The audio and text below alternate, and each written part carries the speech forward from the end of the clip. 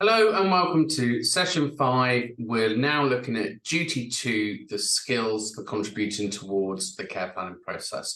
So just remembering from last week's session, reflecting back, we obviously talked about the frameworks, we looked at kind of the assessment tools. And I said that this week we would actually start to look at some of the paperwork and some of those systems in a bit more detail. So that's the plan for today's session. So let's go to the screen and start. So here then, duty 2 skills. We'll wait for the screen to play catch up.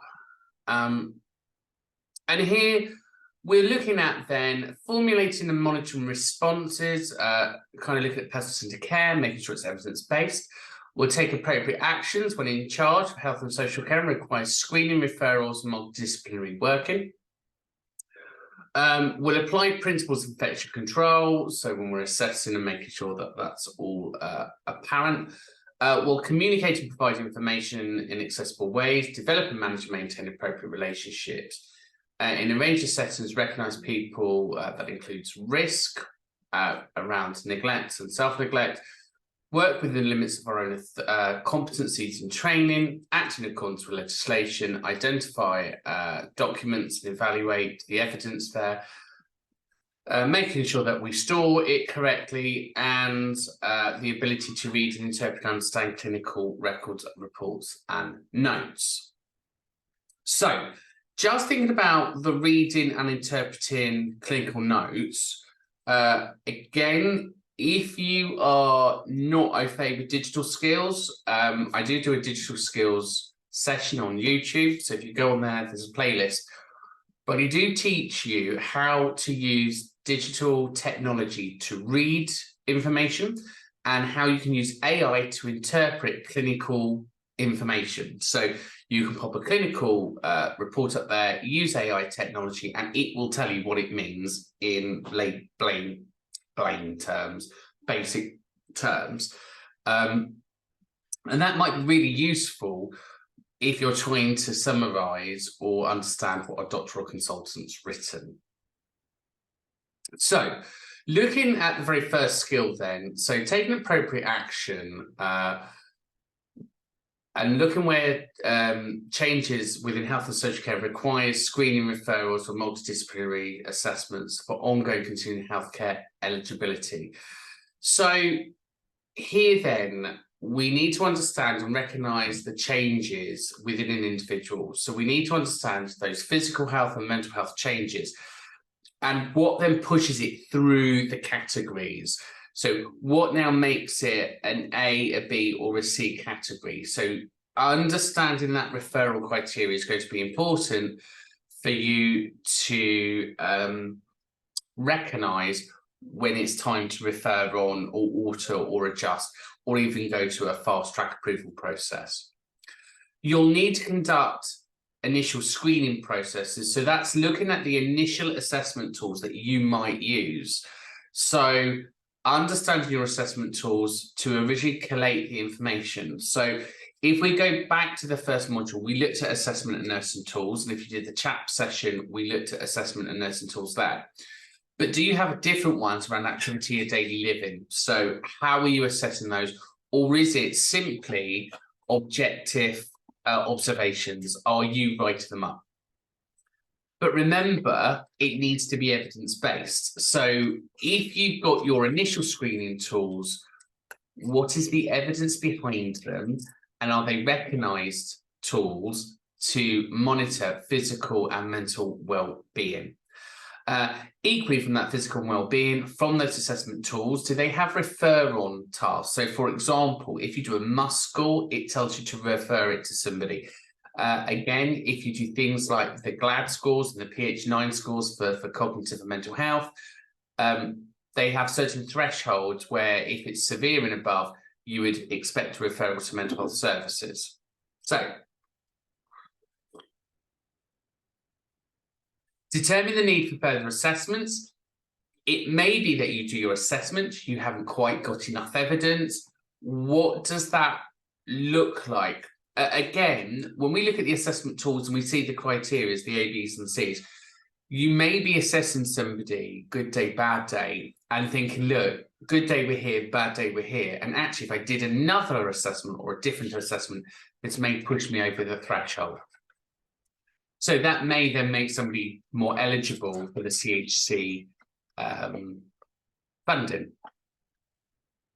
And equally, you want to make sure that you're systematic and you're thorough in your approach. So just thinking about those steps. And what I want you to be doing from this session onwards is really looking at this paperwork and start to think about the people in which you look after and start to really think about how we're going to model this into what we do. You're going to do referrals to the multidisciplinary teams off the back of them. You're going to do those assessments and then you'll evaluate the CHC eligibility criteria. There is a case study there. Now, what we're going to do, if we go to announcements, so as I said last week, I already put this in announcements, and if we scroll down here, we've got the CHC checklist and the continuing healthcare assessment here. So if we look at the first one, it runs through the stages on how to conduct your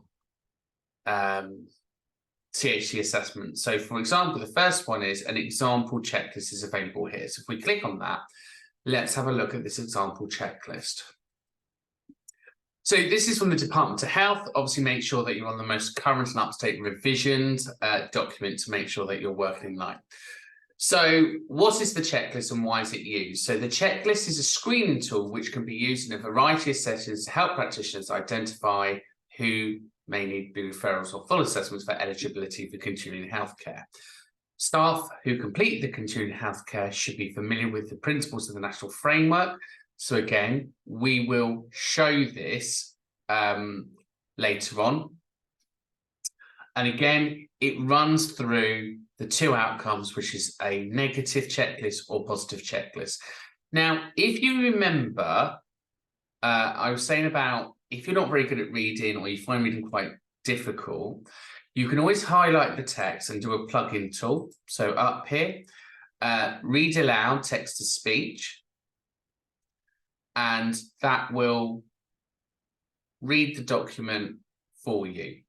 So if you find reading documents like NHS documents, they can be quite long-winded and you find it difficult, why don't you download a plugin which is up here, so you can see it's called Read Aloud Text to Speech. It plugs into Google. If you go to my digital skills, I show you where to find it and how to download it. It's dead easy to do, and then you can just get this to read it to you, and then you're not going to worry about kind of running through it all, because there's quite a lot here. But when should a checklist be completed? So obviously, whether maybe needs for NHS continuing healthcare, the checklist should normally be completed. These will normally, the checklist is in paragraph 121 of the national frameworks of page 9 below. So it shows that. Who can complete the checklist? So this one's quite interesting because I've heard some very strange things said recently, like you can only be a qualified nurse to do this. As you can see by the Department of Health, it says the checklist can be completed by a variety of health and social care practitioners, so as long as they've been trained to use it. And that's what this program does. Okay, so we're moving away from it's just the nurse's role. What is the role of the screening process, the individual in the screening process? So it just runs through this. So I'm not going to read this to you because you can read it. But basically, you now need to read this. You need to go through this and you need to read the national framework for really understanding it. You'll obviously see things in here around the Mental Capacity Act. Remember, that's been revised. So whilst it does talk about the Mental Health Act or the Mental Capacity Act 2005, we should be considering now the Mental Capacity Act 2019 revised, LPS. How should the checklist be completed? So it runs through how you complete this, what happens after the checklist, etc. So it just runs through what you would expect as a normal guidance. So here we are, NHS Continuing Healthcare Needs Checklist. So we're obviously going to fill in, as we've always been told before, if there's a box, fill it in. Name, date of birth, GP, phone numbers and genders. Again, think about the equality monitoring. Is that completed? Was the individual involved during this process? Yes, no. Was the individual offered an opportunity for representatives such as family members to be present? Yes, no. I mean, obviously, yes, for best practice. If yes, did the representative attend the completion of the checklist? And please give the correct details of the representative name and then continue with leave. Right.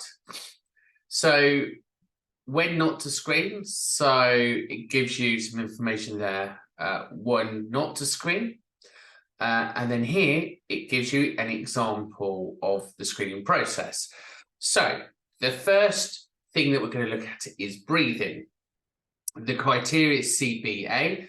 So C being everything's fine, to A, it's the worst possible outcome. So C, normal breathing, no issues with shortness of breath or shortness of breath with a condition with inhaler, nebulizer, such as asthma, or episodes of breathlessness. Okay, so that's a C. And what I would do is I would probably tick the one that I think it best fits.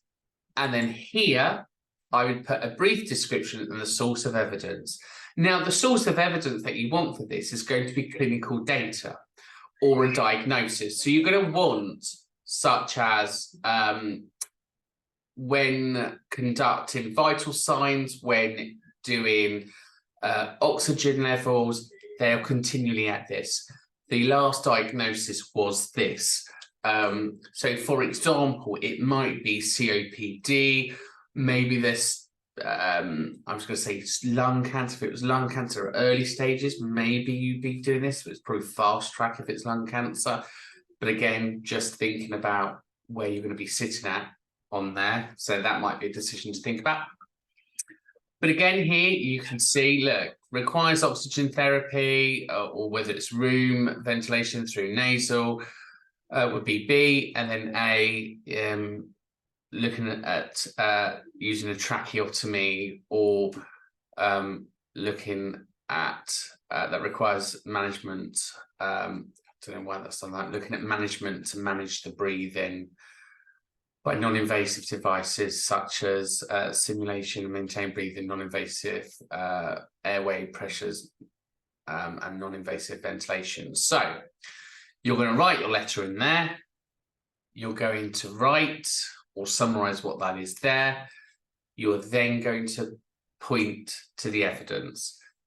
And remember, if you don't have any evidence, it's not going to count. So you need to make sure that if there is a diagnosis, that you're able to get that diagnosis there. So nutrition, exactly the same. So here you may want to choose the muscle. You might have a referral from the salts team. You might have a referral from dietitian. There might be a diagnosis here. But again, you can see C, normal, right up to A, peg feeding or a risk of choking. So again, it's your decision. A lot of the elderly, especially with dementia, tends to be between B and A. So just be mindful of that. Lots of the elderly are at risk of choking with aspiration or to maintain airways, with suction machines, etc. So just thinking about where you're at, some of them might be on those thick and easy fluids. So just thinking about where you might be. But again, it's the evidence in which you're going to put to support it. So it's very much like doing a benefits claim. You've kind of got your diagnosis, you're going to tick that box, you're going to align it, and then you're going to put the best possible evidence. So what assessment tools have you used? What diagnostics have you got? And what is your observation? So have you seen this yourself? Again, around continence, C down to A. Looking at, is the individual referred to the continence team? Have you got problems that need additional things for constipation, for example. Is there severe constipation there?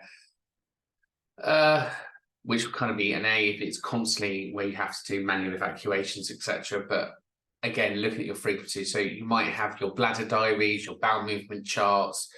You might have scans. So if you've got a bladder scan, you might have a diagnosis already of something. So for example, maybe there's something there that's worth putting down. But again, here you can just things such as they've got control, or they're okay with their stoma, or their constant constant management is fine. That would be a C. So you are looking at where it becomes really problematic, becomes B and A. So again, just thinking about who you're going to use for that evidence there.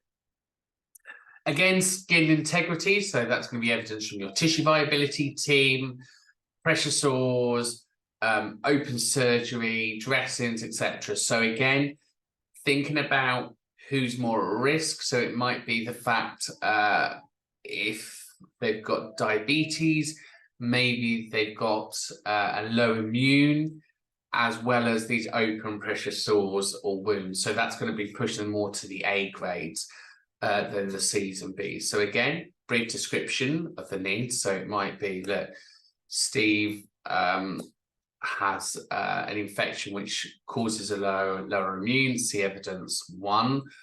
This is the white cell count, whatever it might be, or the diagnosis. He has an open wound due to diabetes. It's hard to heal. Evidence 2 might be photo, or it might be a statement from the tissue viability team. Again, they may be going to see a dermatologist, they may be going to see a specialist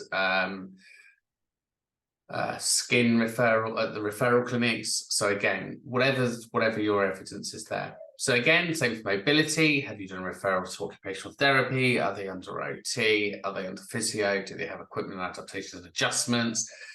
Are they at risk of harm? Are they at high risk of falls? So this one is definitely worthwhile thinking about. If you have somebody that is at high risk of falls that needs constant monitoring, then you need to justify it here. So there's an incident in a home where there was an individual, she was having, I don't know, let's say 20, 30 sun drops a day. So she's at high risk, massive high risk, again on warfarin and blood thinners. So ultimately, with the evidence of the blood thinners, with the evidence of the falls, with the evidence that you've done all this referral stuff, I would definitely say that's an A.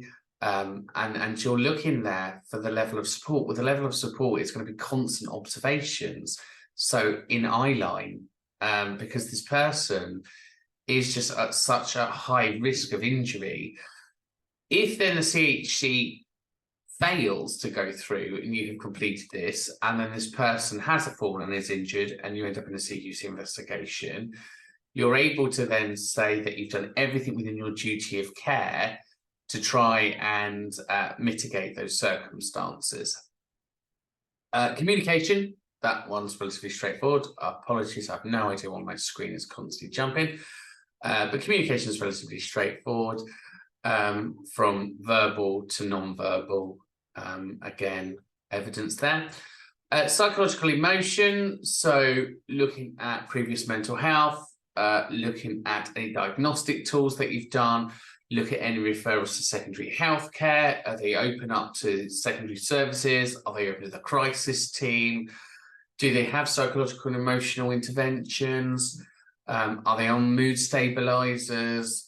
Are they at risk of injury due to their psychological and emotional state? And if they are, back up with your evidence and then mark that off. Again, cognition, so looking at the cognitive impairments, so with no evidence, with some evidence, and going towards those later stages. Again, do you have the diagnosis? Have you got the reports? But have you got evidence of how that diagnosis, how they are behaving now? And this is really important because if you have somebody who's got mixed dementia, it is likely that not only are you dealing with cognition, but next one down, you're also dealing with quite aggressive and challenging behavior, or behavior that is at least hazardous. Now, I want us to be really clear here because it doesn't really give you much opportunity to go into hazardous behavior. It just talks about challenging behavior. So on here, when we look at the evidence for behavior, challenging behavior, to me, is somebody just arguing with you. Hazardous behavior is the biting, kicking, punching, scratching, which puts themselves or others at risk. And we know with certain phenotypes, that's a given. So mixed dementia, Pick's dementia, it is highly likely that they're going to be challenging. It is highly likely you're going to have some kind of DOLS or LPS, and it's highly likely you're probably going to have 2 members of staff as an intervention. It's a given. It's a given. So again, let's just make sure that that's very clear and transparent.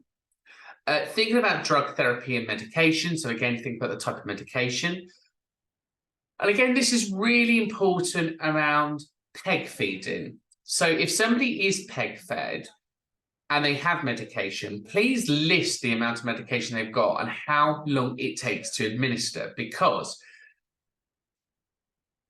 we know that through the PEG feeding process, it's medication flush, medication flush, medication flush.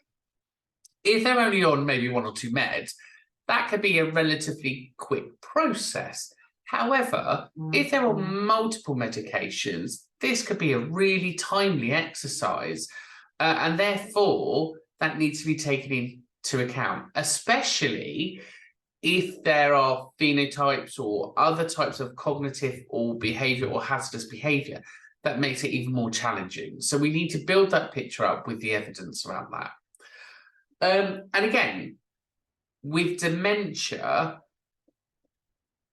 I think it's really important to accept the fact that if you work in dementia care, it can take anywhere between 30 and 40 minutes sometimes to get one patient to take the medication.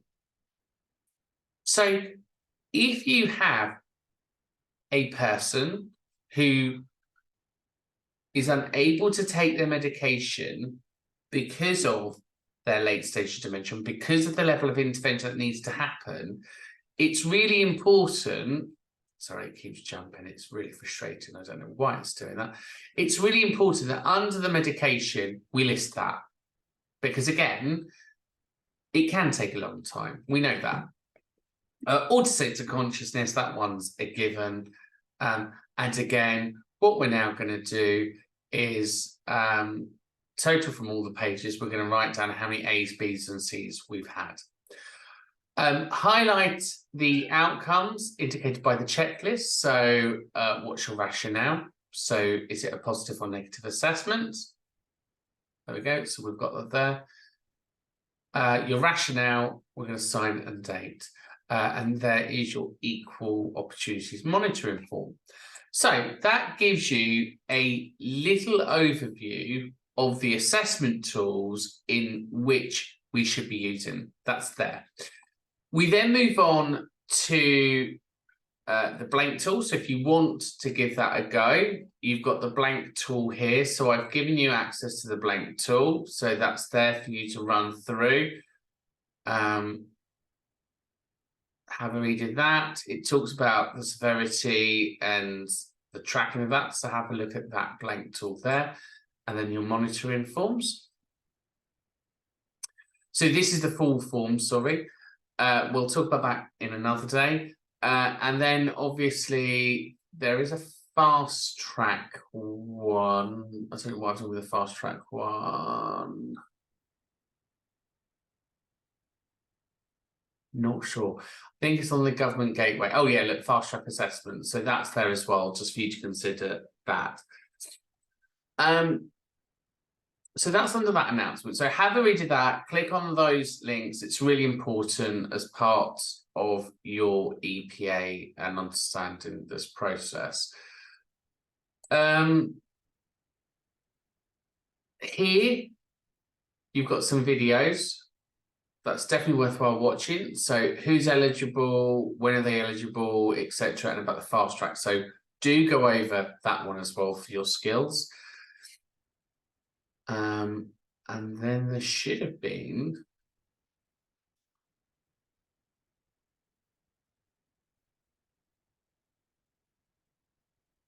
I thought I had, is it this famous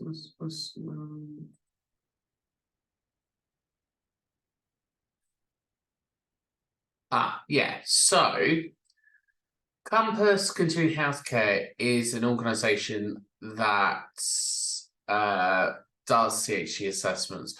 I think it's worthwhile for benchmarking to see what other organisations do. So again, what's useful, they explain what the process is. They've got some great videos on there, so it's useful to go through that. They explain how the assessment goes about, what's in the assessment. They look at, there's some videos there for you to look at. I think, so they're worth looking at. And again, some frequently asked. And there is another organisation where if you look at it, it does, there are some leaflets and guidance booklets as well. Is it under file? Let me just, I'm sure I loaded them up. CHC assessment. Let's have a look. Yeah, so here you go. So Beacon is a charity that also do CHC assessments. There's your national framework, there's your continuing health assessment, there's your referral. But what I quite liked about Beacon, they also have their own documentation, and they explain it in a really nice, simple way. So again, they explain what it is, they explain what the funding is, they explain your rights, they explain how to refer, they explain what everything is. So look at your organisation's literature, and if you haven't got any literature, I highly recommend that you review somebody's like theirs. And from theirs, you can kind of create your own literature, because with any kind of assessment process, it's important people understand what the process is, how the process takes place, what the descriptors are, what they mean, what the eligibility part is, how they're assessed. So again, if you read this, you'll have a really good understanding about the roles, the responsibilities, and how the decisions are made and who makes them and why they're made. And the more that you know about that process, the better it is. And again, look here, just being fully prepared, making sure that you have all the evidence ready, etc. So do bear that in mind. We will do some sessions on tools and systems and paperwork at a later date. Anyway, I digress, I jumped. So we're going to go back to where we were.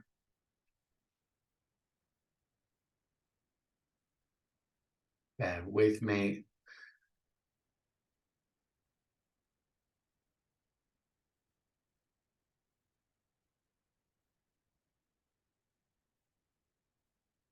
Good. Oh, let me jump again. Right, so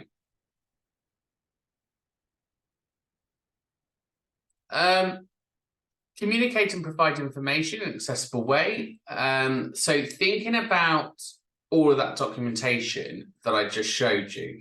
So the guide, the information, the process, gathering the evidence, we need to make sure that we have all of that in the right formats. So have you got an accessible information standards in the first place? If you're dealing with somebody with a cognitive impairment, have you got it as a one-liner? So again, when we're communicating, the active listening, so the nodding, the leaning forward, using plain language to simplify. Adjust your style, provide visual aids. So again, around the activities of daily living, so those processes, so breathing, communicating, continence, you could have those picture cards to try and reinforce it. Consider assistive devices. So again, if you're doing it on a computer screen, I mean, it's probably a lot easier to do it on a computer screen because then you can zoom in, go bigger.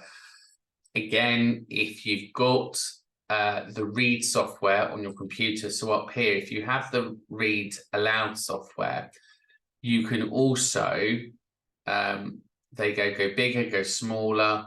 So you've got your accessible there. But when you log into that for the first time, you can also change the language. So if you need it in a different language, it will read it to the individual in their mother tongue. And that might be important if you're working with somebody who's got dementia, and therefore you're trying to put it in first language terms because they may have regressed to first language, etc. Allow time. I can't imagine, you know, I've done a lot of these in the past, end of life with dementia care. It can be a very slow process. So make sure that you're not overtasking yourself. You know, a couple of these a day, you are going to feel quite fatigued. So you're not going to be able to do lots and lots of these. Non-verbal communication, obviously think about those cues. And again, think about how you're going to engage with the family. And think about that continuing assessment piece. So open up your lines of referral. How are they going to talk to you and get you information? And again, there's some information there about dealing with those barriers. S17 looks at within your own limits of competence. And this could be around the levels of evidence that's being presented, or around the health conditions, the mental health conditions, or time frames. So it may be the fact that you've got a diagnosis or you're not sure about escalating something. So always work within your levels of experience and competencies. It's kind of a given. It's in all of our code to practice.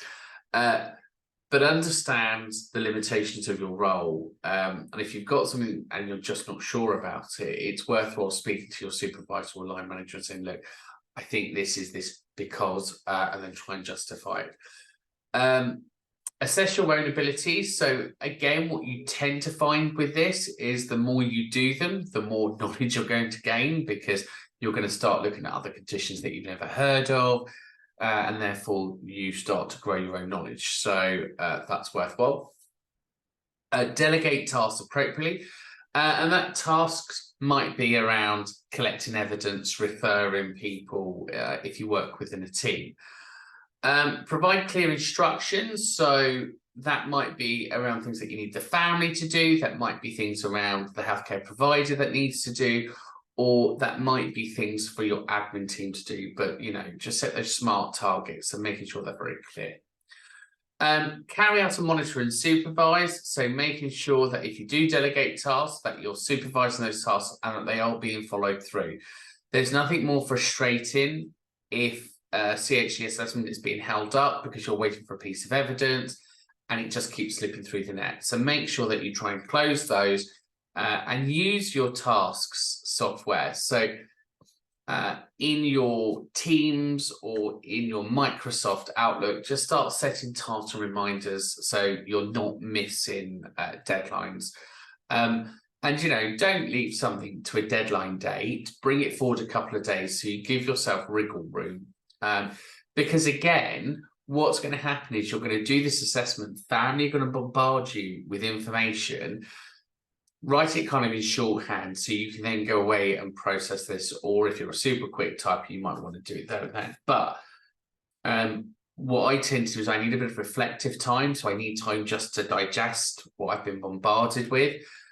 And then I might be able to reach out and say, right, okay, I've had a chance to think about this. This is the evidence that we're going to need. Obviously, now I can do it a lot quicker because I've been doing this for some time. But when I started, it was very much the case of I don't want to miss anything. And it is like care planning for the first time. You're given all of this information and your head's running at 100 miles an hour of what are my treatment goals and interventions, where actually what you're trying to do here is a similar thing, but you're trying to collect the evidence to justify it.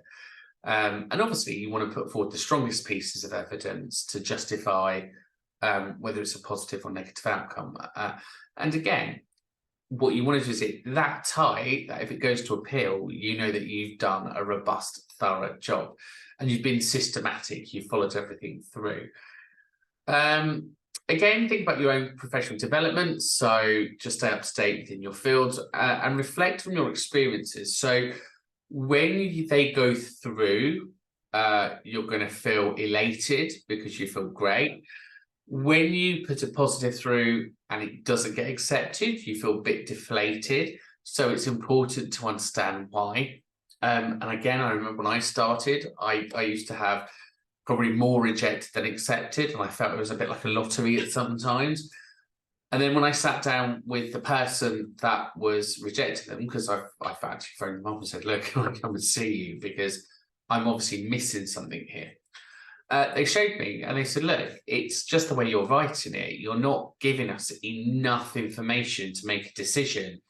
And just because you've given the evidence, without the justification behind the evidence, it doesn't really mean anything. You're just assuming that we understand that piece of evidence, and we may or may not. We won't make an assumption.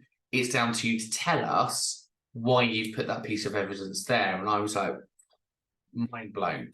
So again, it was a learning curve for me because I thought, well, okay, that now makes sense. I've now got to justify why I've put that piece of evidence there. And of course, the moment you start to justify it, the moment you tighten up your practices, the more that go through. And again, it gives you then the confidence for those that then won't go through, because you then know, well, if I need all of this for it to go through, if I haven't got all of that, I'm confident that it's not going to be a positive outcome. And the problem, if you turn around and say it's not a positive outcome, you're going to disappoint people. Of course, you're going to disappoint people. None of us want to do that.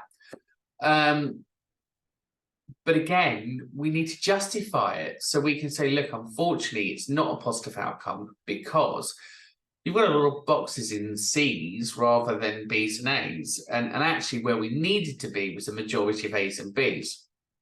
And they may argue with you and say, yeah, but look at them now, look at them this, look at them that. And you might say, well, but it's good day, bad day. And what we've not got is enough of a picture of a bad day. And actually, what we've got is a lot of support around this individual already. So they've already got a lot of social care support. They've already got a lot of family. They've already got a lot of interventions and things. And actually, it doesn't justify it. But it may be the fact that the family then starts to go, oh, but none of us are going to be here. And this person's going to be on their own and they're going to need X, Y, Z. And then you start to see the story unraveling. But again, it's one of these things where it starts to make sense. Maintaining your professionalism throughout is obviously key. And I tend to say when I do the assessments, when I've done the assessments, I would say to them, I'm here to gather the evidence. I'm here to try and produce the best picture I can possibly produce with the evidence that we've got. But please accept the fact that I'm not the decision maker fully, and that I have my own limitations as well. The more evidence I've got, the greater chance of it going through. But I can't make any promises. I can't keep any secrets. It's kind of that whole scenario around being professional. Don't promise something you can't deliver. Don't give hope in the way that you think, oh yeah, this is going to happen. I've done that once or twice in my life where I definitely thought it was going to happen and it definitely didn't. And even I was gobsmacked. So that just digs you a hole. So avoid that. Stick with very neutral things such as, thanks very much for your time today. We'll go away, we'll write this up, and then we'll get back to you with the results. Don't box yourself into a corner, because that makes it very difficult. Again, don't overpromise. Don't say, oh, we'll get this done by X amount of time, and then you realise that you've got 2 or 3 more in and your workload's piling up. So just give what is expected in the service level agreement. So whatever your policy state, if this is a 5-day turnaround or a 10-day or a 28-day, whatever it is, always use the maximum. If you come in sooner, great. What I tend to say is, look, it potentially could take the maximum amount of time because we have to gather the evidence. And we want this to be thorough and robust. So it may take the maximum amount of time. And therefore, you've set up expectations, haven't you? Okay, good.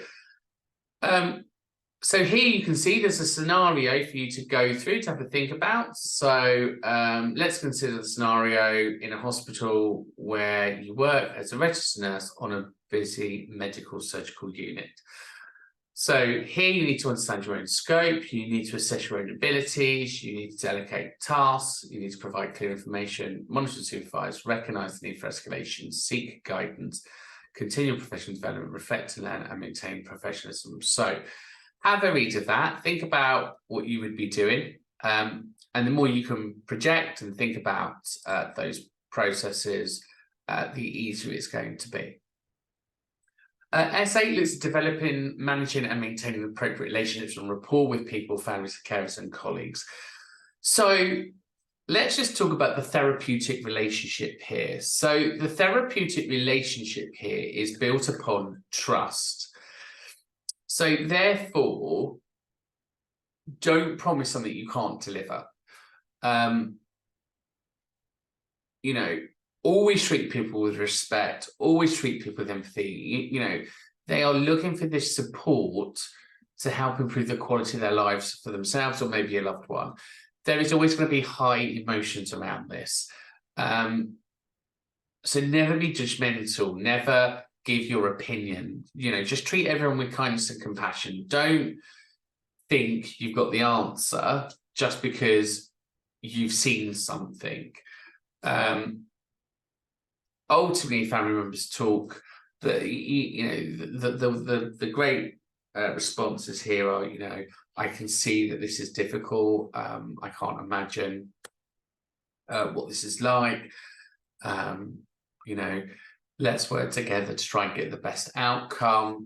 It's kind of those positive phrases that show that you're respecting, that shows that you recognize that this is difficult and shows that you're trying to be compassionate. Being effective within that communication is definitely with the active listening. So when you're talking to them, nod, agree, paraphrase, and repeat back. So if you're trying to get evidence down, especially if you're writing evidence down. So tell me, what's their breathing like on a normal day? Okay, so what you're telling me is that they find it difficult in the morning and at night. Is that right? Good. And then just jot that down. So again, there's no misunderstanding. And if we think about effective communication, we need to think about the theories of Shannon and Weaver. So the sender and the receiver, the coder and the decoding. So I'm sending you a message. I need to understand it. So I need to decode what it is you're saying, and then I will act upon it. So being very clear with what you've got to say, but being very clear in what is being said back to you. Because I guarantee you this, the first thing that happens in an appeal is, I never said that, you misunderstood me, you didn't write down what I said. Guarantee. So to avoid any of that, always paraphrase back what you've been told. So let me get this right, so I've got no misunderstanding. You're telling me that they can't walk up the stairs in the morning because they're too short of breath. Is that right? Yes, good. And again, it becomes a behaviour. Let me just, or if they talk to you a lot, or they blah, blah, blah, which can happen, just say, can I just stop you there and repeat back what I think I've heard? So am I right in saying that? Oh, no, that's not what I meant. Okay, so can you explain a bit more what you meant? Great. So that's effective communication. The collaborative approach is obviously fostering that collaboration, looking at decision making. I've sat there with people, they've seen the de-assessment decisions. They obviously say it's the worst possible outcome. And when they see that actually where they're sitting is normally a C decision, they tend to then start to go, oh yeah, but on this day, it happened just the once, and you're like, well, yeah, that would be an A on that particular day, but on the whole, it's a C, right? And then they can understand, because if they work with you, they kind of get a feel of how the outcome is going to come anyway. Like we said, trust, that therapeutic relationship is really important. So if you're going to be late for an appointment, tell them you're going to be late for an appointment. If you're going to overrun, let them know that you're overrunning. You know, just be mindful about the small things, because it's the small things that builds trust and confidence. Be mindful not to make a judgment. Be mindful to not talk about a previous assessment or a previous example, or, you know, just be in the now, put them in the center, and make sure that you're working with them, and build that relationship. And obviously around confidentiality, you've got your principles of ethics and stuff that you'll manage. Cultural sensitivity. So again, if it's a culture background that you're not used to, understand a bit about that cultural background before you enter is kind of like the golden rule. And again, I've worked in East London, I've worked in West London, and I've been around a lot of cultural diversity, and nobody's ever minded me saying, you know, I'm really sorry if I come across ignorant here. Are you able just to explain a bit more about your culture and how that affects your care? Are you able to explain to me a little bit more about your beliefs and what that means? You know, are you able to explain to me a bit more about your beliefs on medication? How does that work? Because there is an assumption that could be made, and those assumptions can be wrong.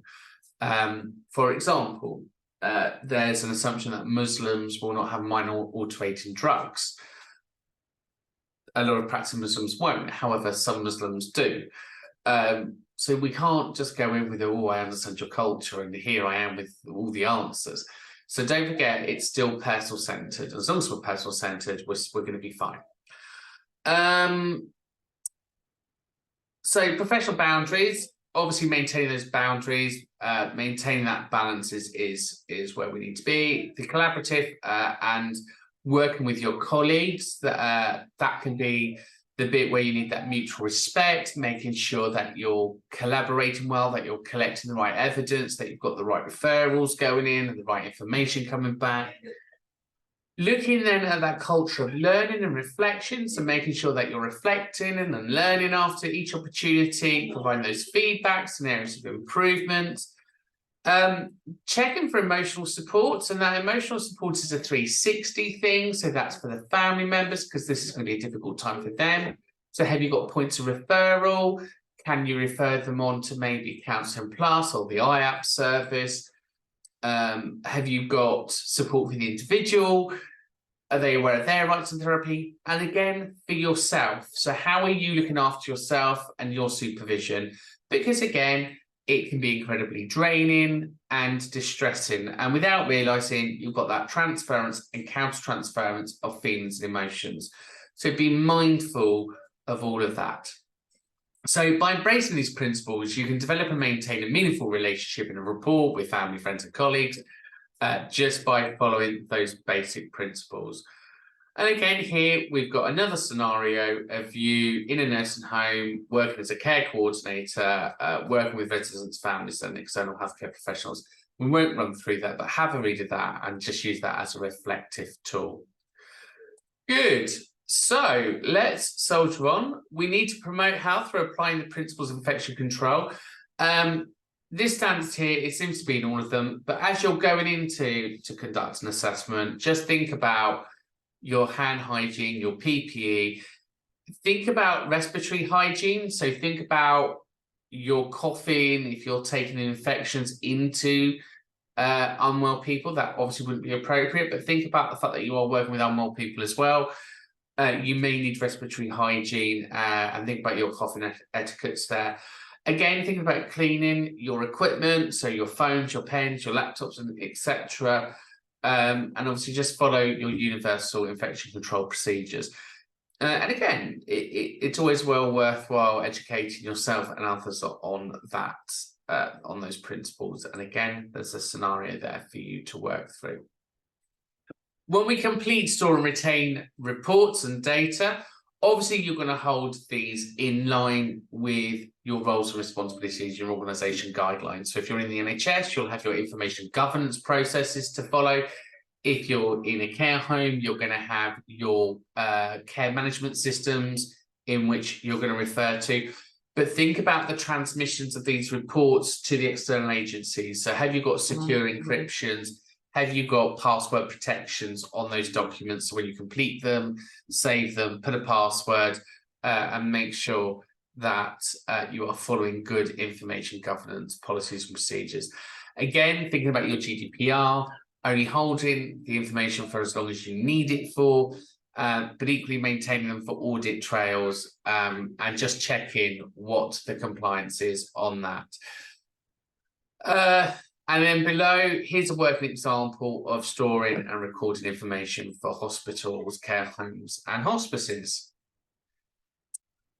23 looks at accordance of legislation, national guidelines, and policies. So again, you should familiarise yourself with all the policies within your organisation. And I say that with the utmost respect to you as a learner. Please do go back and reread them. Get your highlight pen out and make sure you start to highlight stuff on there that doesn't make sense. Because if you end up in an appeal, if it ends up going through a court, people are then going to say to you, why didn't you follow your policies and procedures? If you not have read them and understood them and scrutinised them, you're going to end up probably in breach of your roles and responsibilities. So please make sure you have read your roles and responsibilities and your policies and procedures. Again, if you are in line with the NMC or the GMC, or you have a PIN, make sure you follow their code of practice. And again, please make sure you understand NICE guidelines per condition. So, for example, if somebody is at risk of falls, what does NICE guidelines say about falls? Because again, NICE guidelines will say something along the lines of, you should observe and keep this person under constant monitoring. What does that mean in practice? Because if it says that as a guideline, then that's what we should be doing. And if we're not doing that, we're in breach of the guidelines. If this person then gets injured, then who's at fault? Is it us because we didn't recommend it in our referral and we didn't provide enough evidence to show the severity, or is it the organisation that declined it? Now, I have been in situations where I've gone and said, but I told you that in the referral, and what I got back for feedback was, but you didn't highlight it as an urgency. So please be mindful that if you say something, back it up with evidence, and then you're going to get it through a little bit clearer. So again, understand the local policies and procedures across your healthcare system. So understand your primary healthcare, your secondary healthcare, and again, understand those things around safeguarding, because what you'll get threatened a lot with is that's neglect. If you don't do this, that's neglect. And to a point, they may be right. If we don't do our job properly, maybe we have neglected a duty of care. But ultimately, we're not responsible for all the wheels and all the services. We are responsible for our own roles and responsibilities. And we shouldn't feel pressurized into doing something just because we've got people screaming at us. So understanding your policy and procedures, again, especially around confidentiality and especially around consent. And then you've got your normal policy and procedures on there. So you've got your Health and Social Care Act, the Mental Health Act, the Care Act, the GDPR, etc. So again, understanding your laws is going to be important, because when you write things, you could be writing it in line with the Care Act, you could be writing it in line with the Health and Social Care Act. So understanding what the Care Act says, what the Health and Social Care Act says is important, because you may have to rely on a further law to support an outcome or a decision. And that's because our legislations, our policy procedures may conflict. So we want to be really clear about how we support our assessments with good evidence. Good. S14, in a range of settings, recognise where people could be at risk from neglect and take appropriate action to report potential risk. So as we're doing the assessment, we're obviously thinking about risk. We're thinking about, are they safe? Are they safe from harm? Are they at risk of neglect? Are they at risk of self-neglect? And again, this risk will go up and down. It's down to you to follow your risk strategy. So within your organization, you should have risk meetings. You may have a risk panel or a final decision risk panel, because ultimately we also have positive risk. So for example, we may have little Mary who is at risk of falls, and she's had high risk of falls, and she's at risk of severe injury of fall. But the reality is, what can we do to mitigate that risk? We've still got to have positive risk taking. We're not able to sedate Mary and just tie her up. So is it the fact that this person should be under constant supervision? But even under constant supervision, what are we hoping to achieve from this? So are we saying, look, we're under constant supervision because we want to observe a fall, and if she does have a fall, potentially we could do a guided fall, so she doesn't hit her head, for example. Or if she's got lots of sudden drops, we can manage that risk because we know that she hasn't hit her head. It's more of a blood pressure dropping thing. But equally, if there's lots of evidence of falls and injury, then what evidence or what's the risk there and who's going to be accountable? So that could be one lot. Equally, there's a lot of risk of neglect around harm and abuse. So if you're dealing with challenging and hazardous behaviour, there's a lot of risk there as well. So it is about you taking the appropriate action to measure that risk, to look at the evidence. Now, the problem is, in a lot of the homes, you talk about risk, you talk about appropriate action, and you go, you know, can I see the incident reports? How many incidents have we had? Oh, one. When they talk to you, it's one that they've recorded. There was about 30, 40 near misses that haven't been recorded. So the problem that we've got there then is we need to educate the services to ensure that the documentation and their observations are thorough and robust, because if they're not providing us with the right information, it makes it really difficult to make a clinical judgment. But anyway, with this, you'll be aware of the indicators of risk, assess the situations, observe for the documentation and the evidence, consult with your team, follow any protocols, make a report, submit it, cooperate with anyone that needs to be cooperated with, maintain that confidentiality, follow it up, and reflect and learn. And equally on there, you've got another case scenario in which you can follow. 25 looks at identifying and collating documents and evidence to demonstrate the health and social care needs of all professionals involved in the care for lawful assessment of reviews of health and social care needs to be undertaken.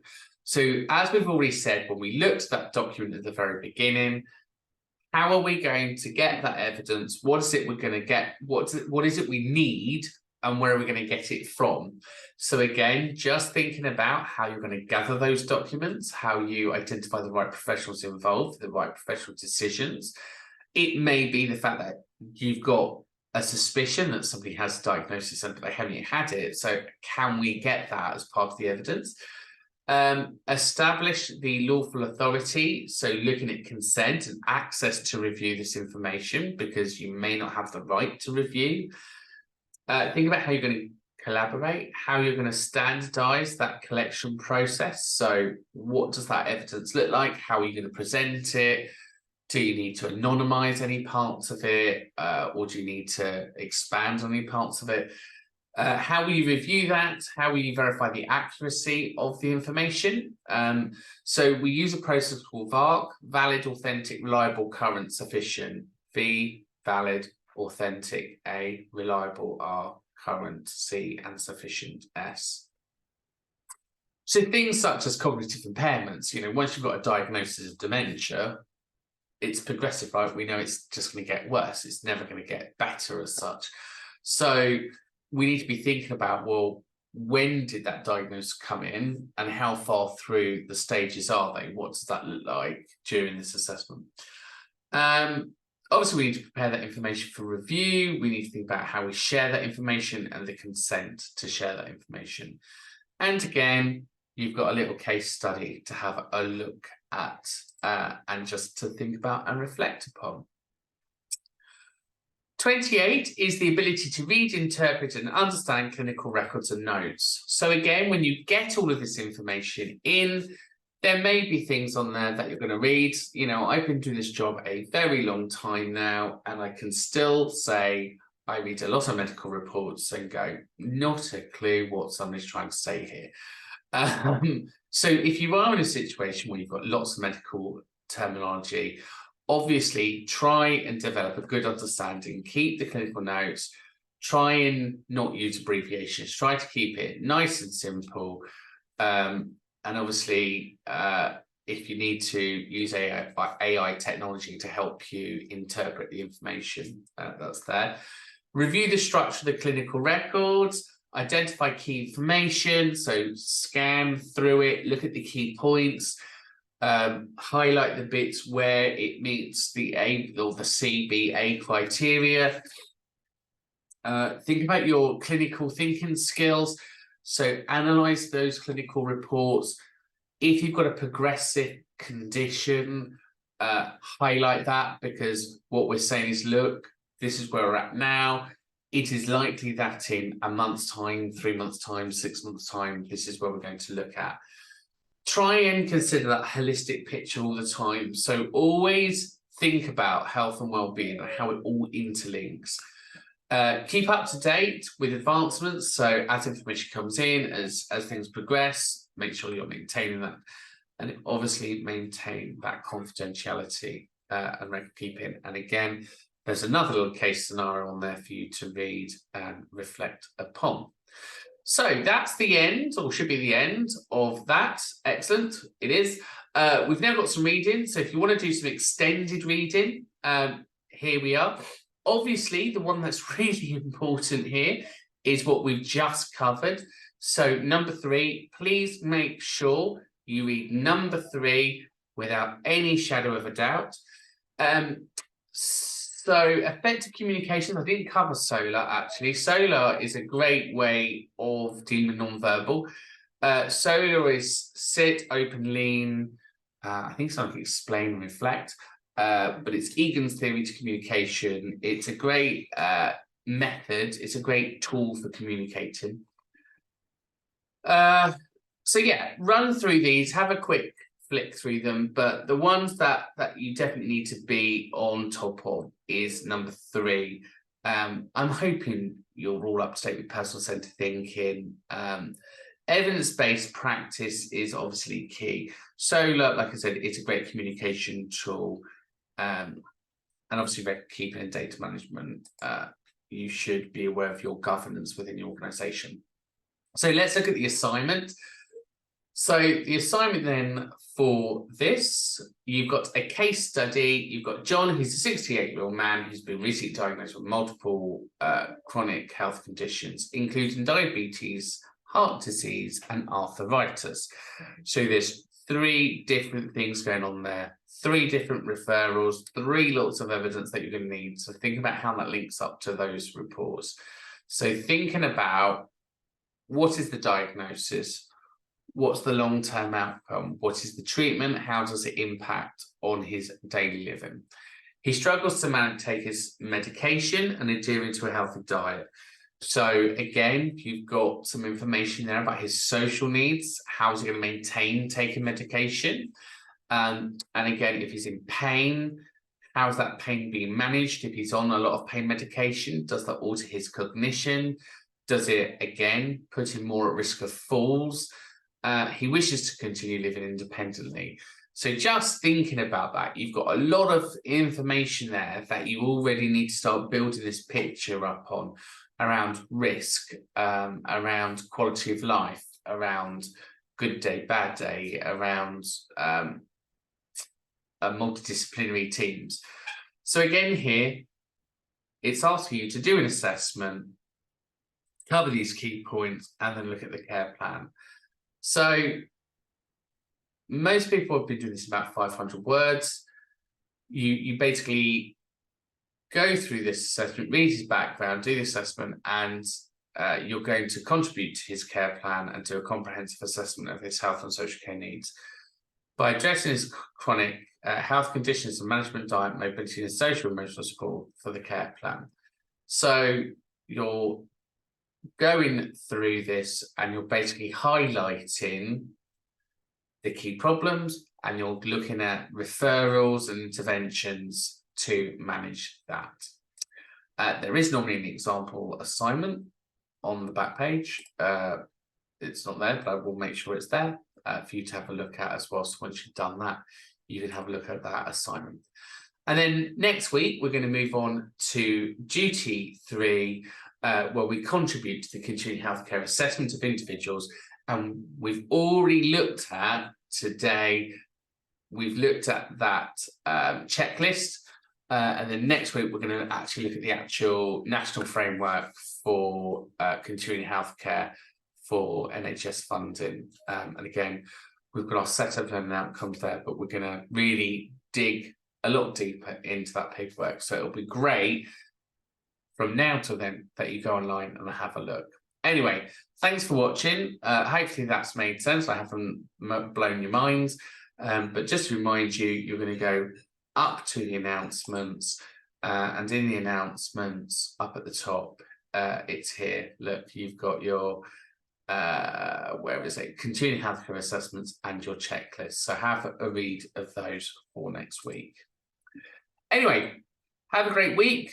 Don't do anything I wouldn't do, and I will see you all next week. Take care. Bye for now.